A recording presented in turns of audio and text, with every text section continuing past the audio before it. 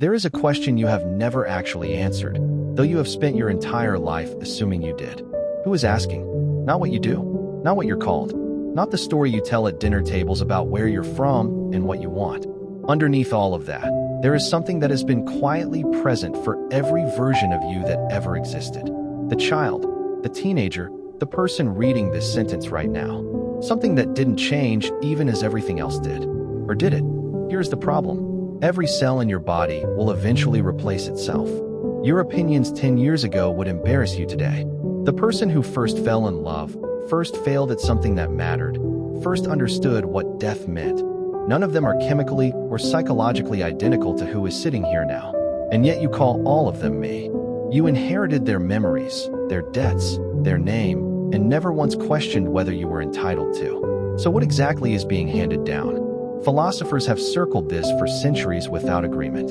Some say identity is just continuity of memory.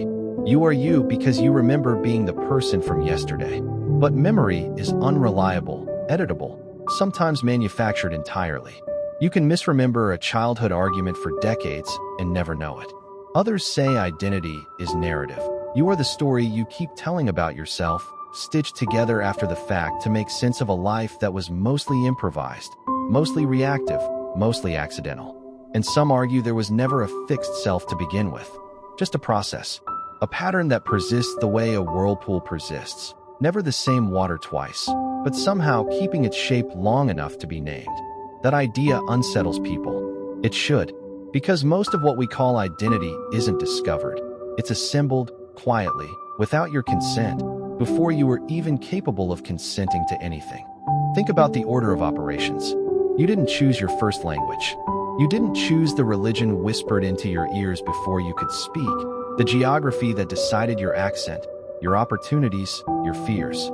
You didn't choose the values installed in you by people who themselves never chose theirs. By the time you were old enough to ask, "Who am I?" someone had already answered for you. And most of us spend our whole lives defending an answer we never actually gave. This is where belonging enters, not as a comfort, but as a symptom. Humans don't just want community. We need it to confirm we're real. Alone, a thought is just static in a skull no one else can access.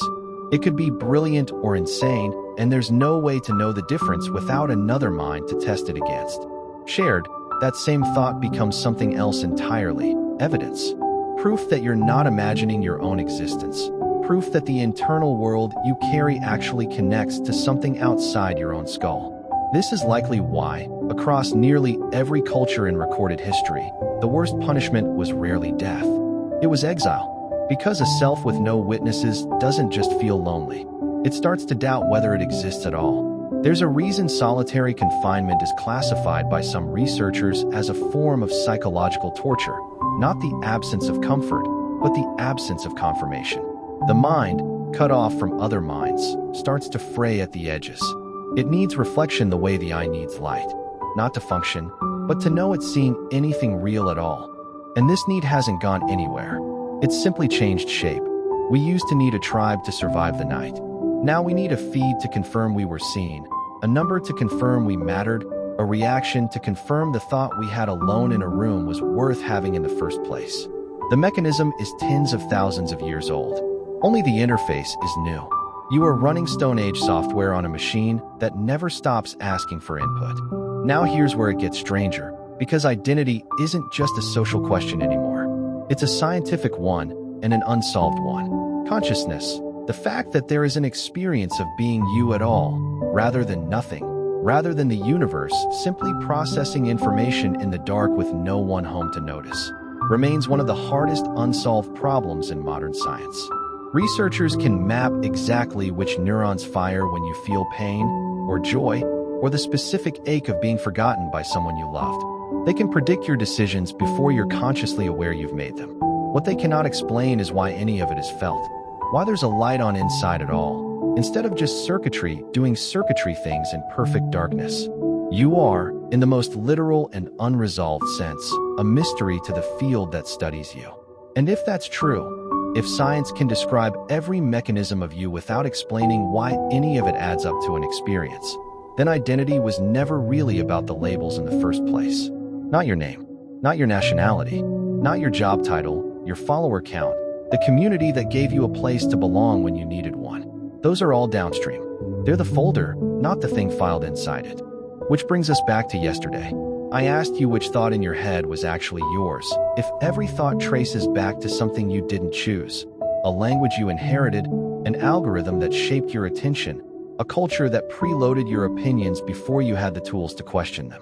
Some of you tried to answer. Most couldn't find one. Here's what I think, and I could be wrong. I think the answer was never going to be a thought. Thoughts arrive. They're not authored. Not really. Not in the moment. What's actually yours isn't the content. It's the noticing. The quiet, constant witness that has been present through every identity you've worn and outgrown. Every religion, every group, every version of yourself you were sure was permanent and later shed like skin. That witness never argued for a side. It just watched. And it's watching now.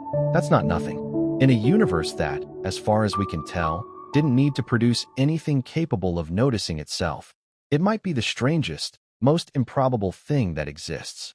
So here's today's question, and it's heavier than the last one. If identity is inherited, if belonging is a survival reflex, if even the science of consciousness can't explain why you're in here experiencing any of this at all, then what are you actually protecting when you defend who you are? I don't know. Maybe there's nothing to defend. Maybe there's just something to keep noticing, honestly, for as long as you get to. Until tomorrow.